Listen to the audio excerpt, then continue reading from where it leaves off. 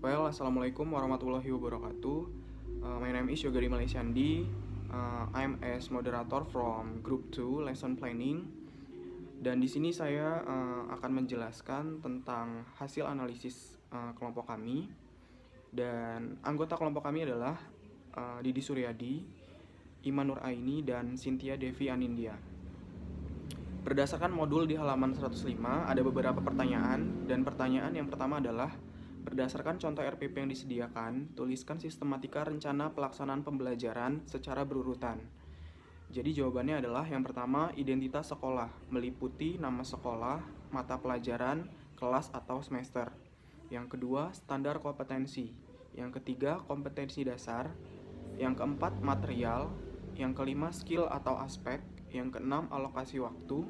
Yang ketujuh, tujuan pembelajaran. Yang kedelapan, pelaksanaan pembelajaran meliputi kegiatan awal, kegiatan inti, dan kegiatan penutup. Yang kesembilan, sumber.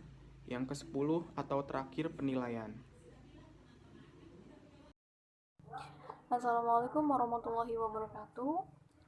My name is Iman Rohini. I'm from Group 2 and I will re-explain the result of our group analysis based on RPP we have analyzed. Well, first about purpose, tujuan. Apakah tujuan dalam RPP yang sudah kami buat itu sudah memenuhi kriteria pembuatan sebuah tujuan dalam RPP? Berdasarkan analisis yang sudah kami buat, hasilnya adalah tujuan dalam RPP ini sudah memenuhi kriteria pembuatan tujuan. Mengapa bisa dikatakan begitu? Karena dalam sebuah penyusunan tujuan RPP itu harus mencakup beberapa aspek. Pertama, harus ada tujuannya untuk siswa yang dituju, ya, siswa yang dituju. Kemudian, mampukah siswa mencapai tujuan yang sudah dibuat? Kemudian, yang ketiga adalah siswa diharapkan mampu untuk melaksanakan aktivitas dalam sebuah pembelajaran. Dan yang terakhir adalah mampukah siswa dapat melaksanakan aktivitas ataupun tindakan ataupun perilaku setelah diberikannya pembelajaran itu, begitu.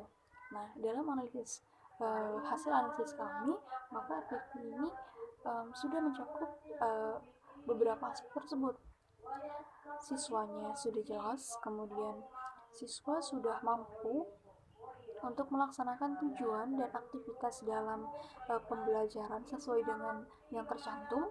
Kemudian siswa juga diharapkan mampu untuk menjangkau atau melaksanakan tujuan yang ada dalam sebuah pembelajaran. Yang selanjutnya adalah metode pembelajaran dalam RPP yang telah kami buat. Hasil analisisnya adalah metode yang digunakan kurang spesifik atau kurang sesuai dengan materi yang disampaikan. Nah, metode yang dibuat atau yang digunakan di sini adalah 3-phase technique atau tiga fase teknik. Nah, yaitu ada awalan, inti, dan penutup. Nah, dalam metode ini sudah jelas metode yang digunakan dalam RPP untuk menyusun kegiatan-kegiatan apa saja yang akan dilaksanakan. Namun, kurang spesifik, terkhusus untuk skill atau kemampuan speaking dalam berbicara. Nah, untuk melatih kemampuan siswa dalam speakingnya, diperlukan metode yang lebih spesifik atau lebih cocok untuk skill ini. Bisa digunakan brainstorming, atau storytelling, atau roleplay, ataupun dialog.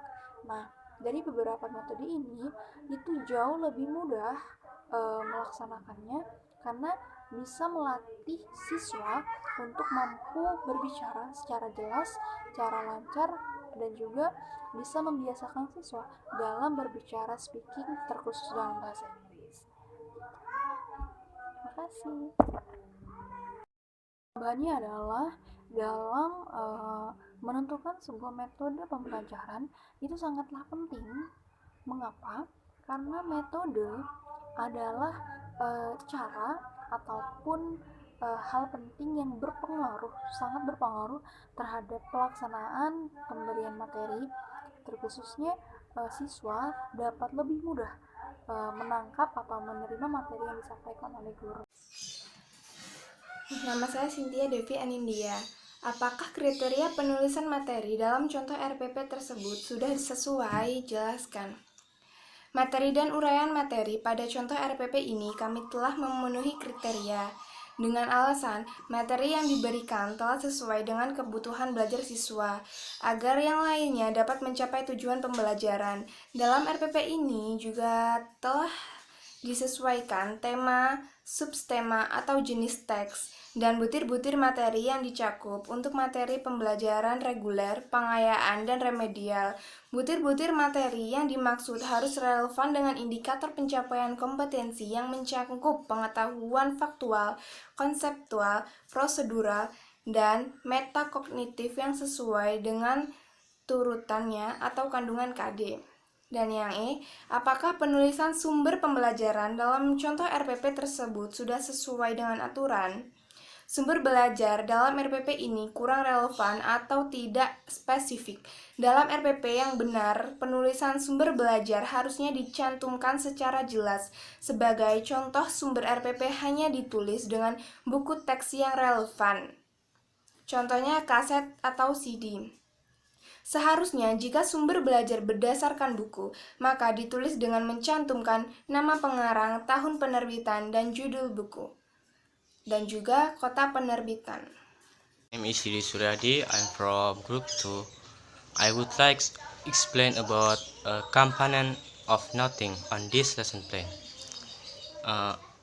Basically, in this lesson plan, there are two missing components. The first one is helping to list. What is helping to list? Helping to list is the tools that support us to our teaching process. Jadi helping tools atau alat pembantu ini adalah alat yang mensupport kegiatan mengajar kita. What is the function of helping tools? Helping tools can help us to our teaching. Our teaching will be interactive, attractive, and effective. Karena dengan alat membantu ini, pelajaran kita akan lebih menarik dan memudahkan kita untuk menarik konsentrasi dari siswa didik kita. And the last, if there are no tools or helping tools in our course, in our class, it will be subtract the effectivity of our learning. Jadi jika tidak ada komponen itu, maka pengajaran kita itu akan berkurang keefektivitasannya. So the second one of the missing of component on this lesson plan, that is a time allocation. What is the time of allocation?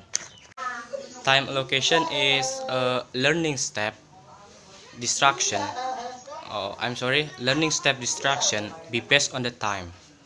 Jadi learning process atau time allocation itu adalah pembagian waktu atau step-step dalam pengajaran yang diuraikan menurut waktu. The second one of the function of this component. This component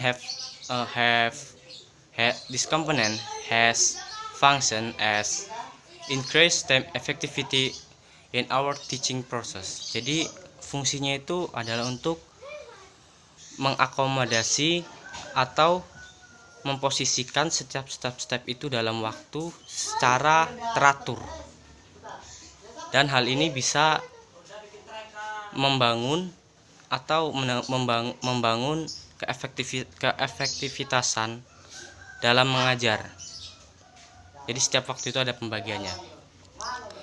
If we don't include it in our lesson plan, this is will disrupt our learning process. Jadi ini nih akan, jika tidak ada maka akan memaksimalisasi adanya kecenderungan pembuangan waktu secara sia-sia atau mengajar materi dengan hal yang kurang tepat, seperti itu. From group 2, I would like told that this is our presentation. That's all what we can convey in this presentation. Please give your apology about our mistake, and we will welcome about a suggestion of you. Thanks for your time to watch this video. Wassalamualaikum warahmatullahi wabarakatuh.